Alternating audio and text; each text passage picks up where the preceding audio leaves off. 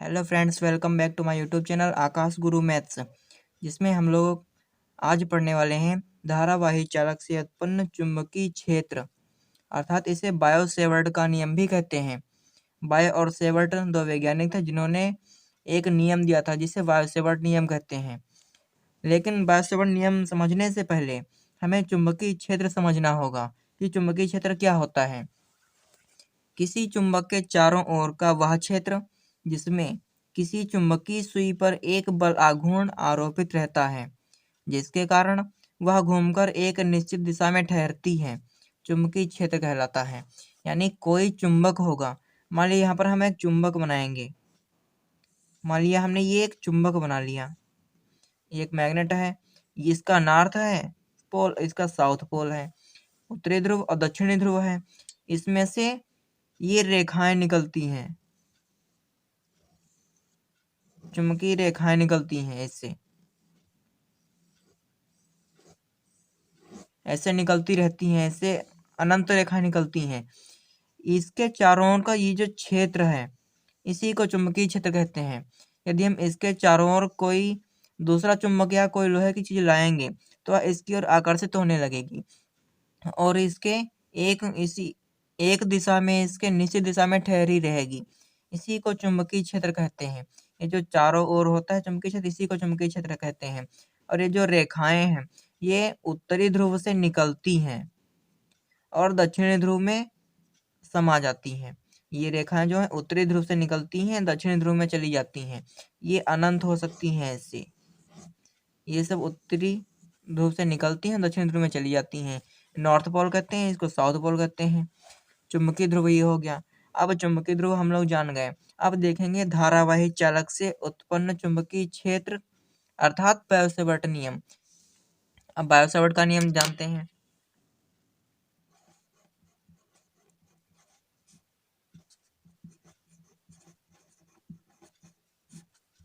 Biot-Savart का नियम,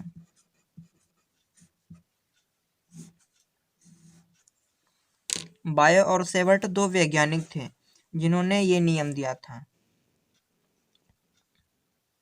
उन्होंने बताया था जब किसी चालक तार में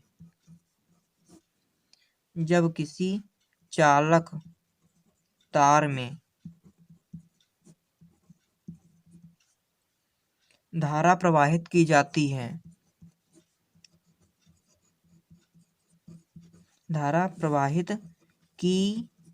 है, तो उसके चारों ओर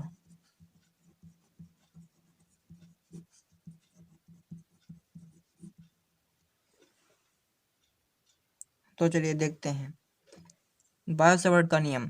जब किसी चालक तार में धारा प्रवाहित की जाती है, मान लिया हमारे पास ये कोई चालक तार है, ये कोई तार है, उसमें जब हम धारा प्रवाहित करते हैं, धारा को I से डिनोट करते हैं, धारा I प्रवाहित करते हैं। इधर तार का X है, इधर Y है, यानी इसके लास्ट बिंदु है ये XY। ठीक, इसमें यदि हम धारा I प्रवाहित करेंगे, यहाँ से धारा I जा रही है, उसके बीच में कहीं पर और उस तार के कहीं थोड़ी दूर पर एक बिंदु P है, ये बिंदु P है। ठीक, और उसके जो P है और जो Y है उसके बीच का कोण है थीटा, बीच का थीटा कोण है। और ये बिंदु और P के बीच की दूरी जो है वो है R। जी, यहाँ और यहाँ इसके बीच की दूरी है डेल्टा L, इसको डेल्टा L मान लेंगे।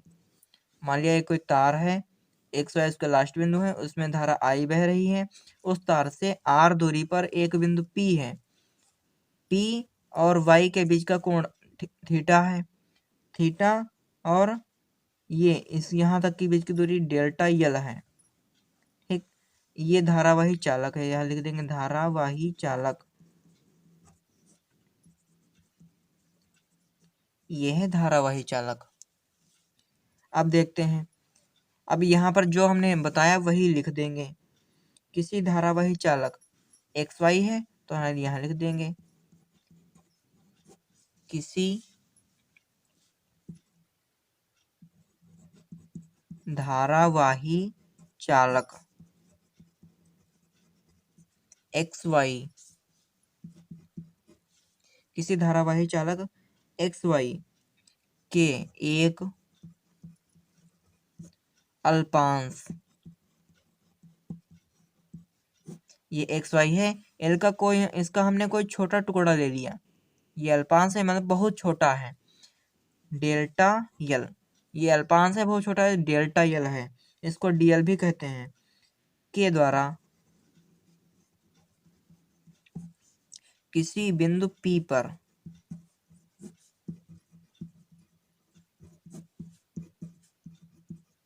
इसके द्वारा किसी बिंदु P पर चुंबकीय क्षेत्र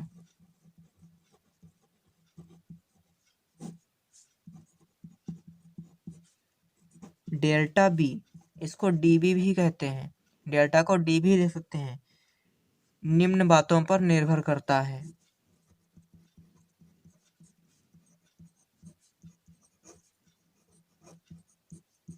निर्भर करता है यानी ये धारावाही चालक XY है, उसका अल्पांश डेल्टा यल, उसमें आई धारा बह रही है, उसका हमने कोई छोटा टुकड़ा डेल्टा यल ले लिया, यानी बहुत ही छोटा, डेल्टा मतलब बहुत ही छोटी क्वांटिटी, उसके किसी बिंदु से R दूरी पर एक बिंदु P है, P और Y के बीच का कोण जो है थीटा है।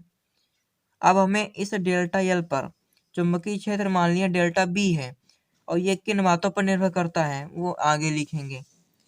नंबर 1, जो चुंबकीय क्षेत्र है डेल्टा बी, जो चुंबकीय क्षेत्र है डेल्टा बी, ये चालक में प्रवाहित विद्युत धारा I के अनुपाती होता है। जो डेल्टा बी है, ये चालक में जो धारा बह रही है इसके अनुक्रमानुपाती होता है। चालक में प्रवाहित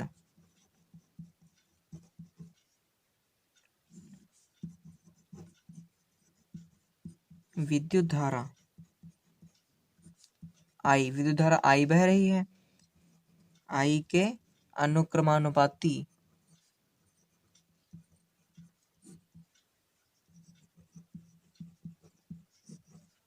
होता है। डेल्टा बी जो है वो I के अनुक्रमानुपाती होता है, ये अनुक्रमानुपाती का निशान है, ठीक। डेल्टा बी जो है वो I के अनुक्रमानुपाती होता है। दूसरा क्या है कारण, चुंबकीय क्षेत्र जो B है, I पर निर्भर किया इसने, और चुंबकीय क्षेत्र जो B है वो डेल्टा यल पर भी निर्भर करेगा। B चालक के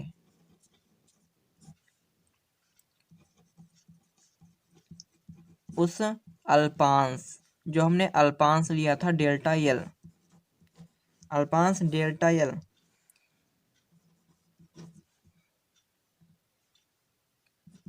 यल के अनुक्रमानुपाती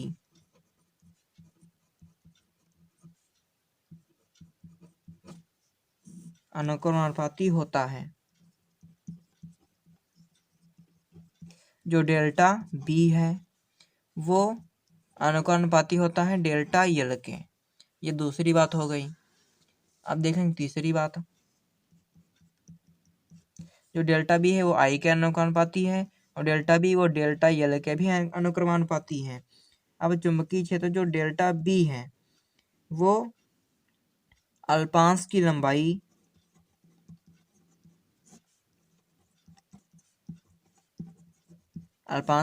यही तो है डेल्टा यल, तथा अल्पांश को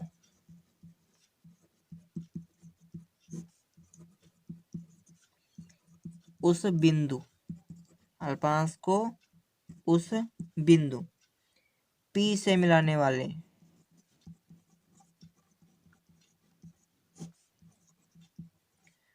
वाली रेखा के बीच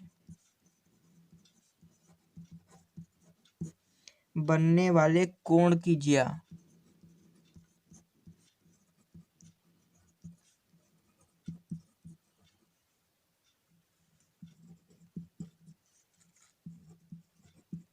बनने वाले कोण की ज्या को साइन कहते हैं,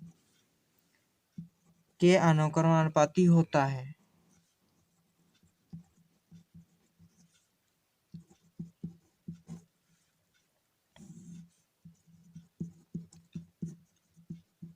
के अनुक्रमानुपाती होता है, अनुक्रमानुपाती होता है, अर्थात जो डेल्टा बी है वो अनुक्रमानुपाती होता है साइन थीटा के, जो उनके बीच कोण बना था उसके अनुक्रमानुपाती होता है। ये जो यहाँ पर कोण बना था डेल्टा थीटा, इसकी ज्या के अनुक्रमानुपाती होता है।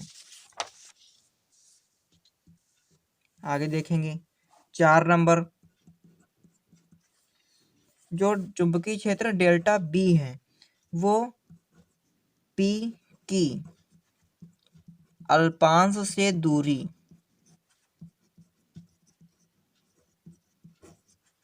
आर, जो पी से अल्पांश की दूरी है, डेल्टा एल की दूरी है आर के वर्ग के व्युत्क्रमानुपाती होता है।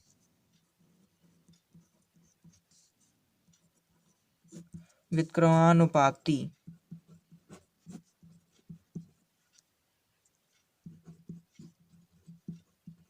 होता है। जो डेल्टा बी है वो पी और डेल्टा एल के बीच की दूरी आर, आर के वर्ग के व्युत्क्रमानुपाती होता है। ठीक, अनुक्रमानुपाती में खाली आर स्क्वायर लिखते हैं, व्युत्क्रमानुपाती में 1/r स्क्वायर लिखते हैं। ठीक, तो ये 4 हो गए।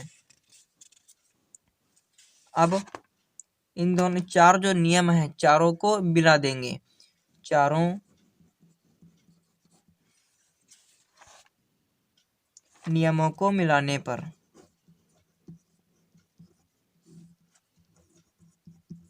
एक में मिला देंगे। चारों नियमों को मिला देंगे। क्या है चारों नियम? चौथा है डेल्टा बी 1/r स्क्वायर के, यानी आर स्क्वायर के व्युत्क्रमानुपाती होता है और साइन थीटा के व्युत्क्रमानुपाती होता है, और डेल्टा एल के समानुपाती होता है, आई के समानुपाती होता है। तो इन चारों को मिला देंगे, डेल्टा बी आई और डेल्टा बी डेल्टा एल के भी समानुपाती होता है, साइन थीटा के समानुपाती होता है, आर स्क्वायर के व्युत्क्रमानुपाती होता है। चारों को एक में लिखेंगे तो डेल्टा बी जो है ये किसके समानुपाती हो जाएगा? पहला तो है आई के, है आई के समानुपाती था, डेल्टा एल के समानुपाती था, साइन थीटा के समानुपाती था, एक में मिला दिया बटे आर स्क्वायर, आर स्क्वायर के व्युत्क्रमानुपाती था, तभी ये नीचे लिखा गया है। ये हो गया। अब यहाँ समानुपात का निशान है, इसको हटाना है। इस समय ये जो संबंध आया है, ये जो संबंध है इसी को बायो-सेवर्ट संबंध कहते हैं।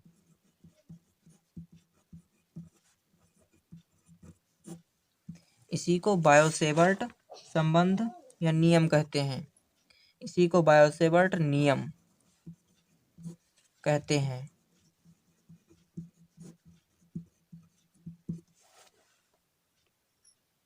ये जो संबंध आया है डेल्टा बी समानुपात I delta L sine theta upon are square, इसी को बायो-सेवर्ट नियम कहते हैं। और यदि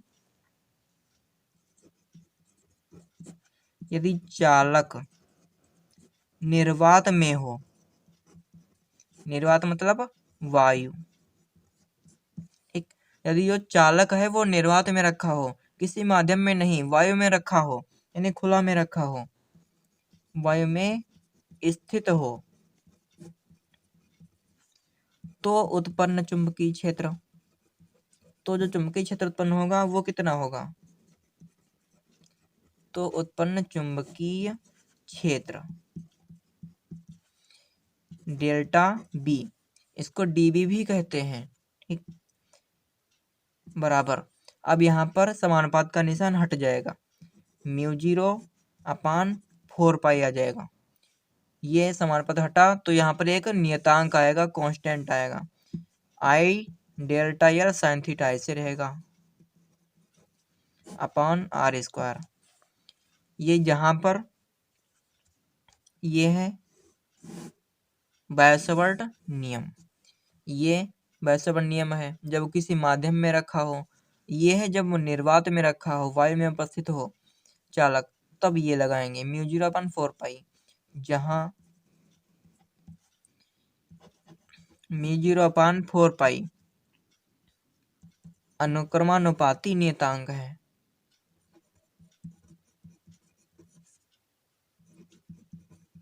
अनुक्रमानुपाती नियतांक है।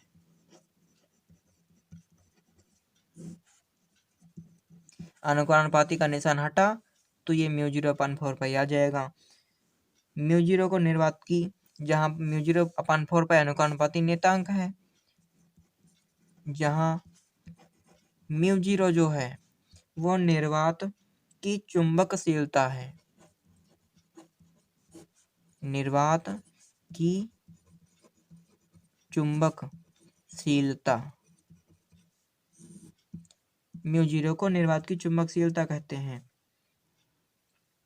और म्यू 0 का जो मान है वो होता है 4 पाई इंटू 10⁻⁻7 न्यूटन प्रति एम्पियर।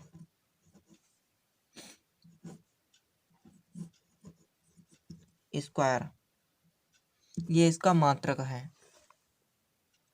अब यहाँ देखो इसका नियतांक है ये पूरा, ये कांस्टेंट है, लेकिन म्यू 0 जो है निर्वात की चुंबकशीलता, और म्यू 0 का मान होता है 4 पाई इंटू 10⁻⁻7। अब यहाँ पर म्यू 0/4 पाई ये पूरा नियतांक है, तो इसका मान कितना हो जाएगा? म्यू 0 का मान है 4 पाई इंटू 10⁻⁻7, और ये वाला 4 पाई नीचे, 4 पाई कट जाएगा, 10⁻⁻7 आ जाएगा। इसलिए म्यू 0/4 पाई का मान हो जाएगा 10⁻⁻7। ये म्यू 0/4 पाई का मान है, वो यहाँ पर रखना है। जब क्वेश्चन करेंगे तो वहाँ पर एक मान रखेंगे म्यू 0/4 पाई, इसका होता है 10⁻⁻7। तो ये हो गया बायो-सावर्ट नियम। यदि आपको वीडियो अच्छी लगी हो तो वीडियो को लाइक करें, शेयर करें और चैनल को सब्सक्राइब करें।